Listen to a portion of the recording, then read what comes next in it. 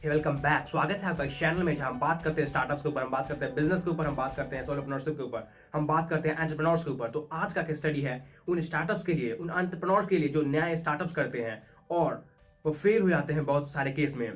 तो इससे पहले कि इस चीज़ के बारे में बताओ, मैं आपको बताता हूँ top 10 startup cities in the world. उसमें कहीं भी कोई भारत का नाम नहीं आता है। हाँ, आता तो है लेकिन टॉप 10 के अंदर नहीं आता है। बैंगलोर तो है लेकिन टॉप 10 के अंदर वो नहीं है। टॉप 10 के अंदर जो है वो है आपको Silicon Valley, New York, Los Angeles, Boston में, Tel Aviv, London, Chicago, Seattle, Berlin, Singapore. तो ये सब जो है मैक्सिमम इसमें से जो है अमेरिका के हैं, कुछ जो है इजराइल के हैं और जो है जर्मनी के हैं कुछ है। तो इसमें हमारा कंट्री का भी नाम आना चाहिए।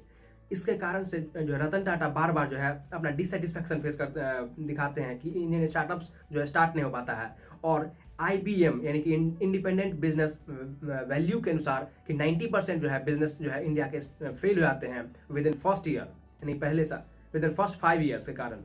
और जो है इसका कारण क्या है? Lack of exact needed innovation, यानी कि इनोवेशन जो है एग्जैक्ट नीड नहीं रहता। और बहुत सारे स्टार्टअप जो चलते भी है तो उसमें ऐसा कोई भी स्टार्टअप नहीं है भारत का जो बहुत सारे देशों में जाके अपना वर्चस्व जमा पाया है।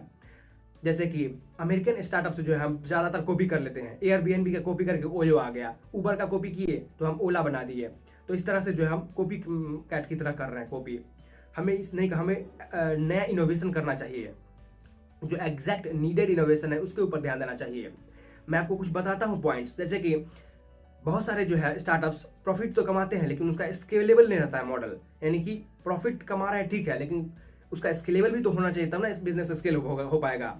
और बहुत सारे स्टार्टअप्स जो इतना मार्जिन कम कर देते हैं जो उनके कारण उन्हें लगता है कि बाद में फिर से हम इन्वेस्टर से पैसे लेके फिर उसको बिजनेस बढ़ा सकते हैं, लेकिन ऐसा नहीं होता। आपको शुरू से ही बिजनेस में ध्यान रखना पड़ता है कि कुछ ग्रॉस मार्जिन आ रहा है या ना आ रहा है। और फिर आपको ये भी देखना पड़ता है, बहुत सारे स्टार्टअप इस कारण से भी फेल हो जाते हैं कि उसका मार्जिन कम रखते हैं और फिर बाद में इन्वेस्टर से पैसा नहीं मिलता है, फंडिंग एजेंसी से पैसा नहीं मिलता है और फिर जाके उसका जो बिजनेस जो है स्टार्टअप बंद करना पड़ता है, शट डाउन करना पड़ता है। उसके अलावा और भी मैं बात करूं तो फिर cash flow and negative working capital, यानी कि कैश फ्लो बहुत सारे जो है स्टार्टअप्स में नहीं है। कैश फ्लो का होना बहुत जरूरी है स्टार्टअप्स के अंदर। और भी मैं बात करूं तो प्रोडक्ट पोजिशनिंग, यानी कि हमें सबको प्रोडक्ट नहीं बेचते हैं, अपना प्रोडक्ट किसी स्पेसिफिक आदमी को ही बेचते हैं अपना प्रोडक्ट, तो उसके ऊपर हमें ध्यान देना चाहिए। उसके अलावा और भी मैं बात करूं तब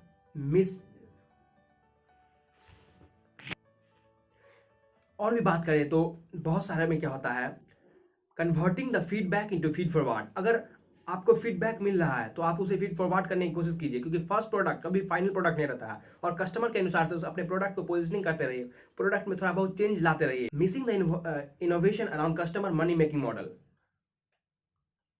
बिजनेस को आप एक इकोसिस्टम तैयार कीजिए, जैसे कि गूगल का एंड्रॉयड वर्जन किया था।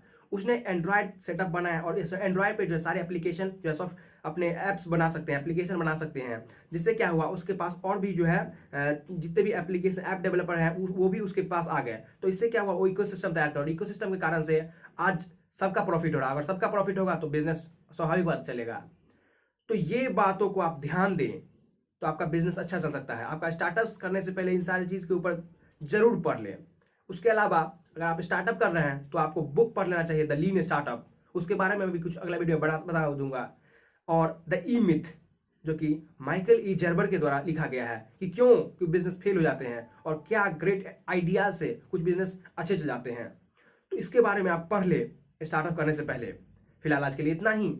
मुझे उम्मीद है कि आपको ये वीडियो पसंद आया होगा। अगर आपका कोई सलाह या सुझाव है तो कमेंट बॉक्स में कमेंट करना बिल्कुल मत भूलना, क्योंकि मैं आपके लिए रोजाना ऐसी वीडियो लाता रहता हूँ। फिलहाल आज के लिए इतना ही। जय हिंद, वंदे मातरम।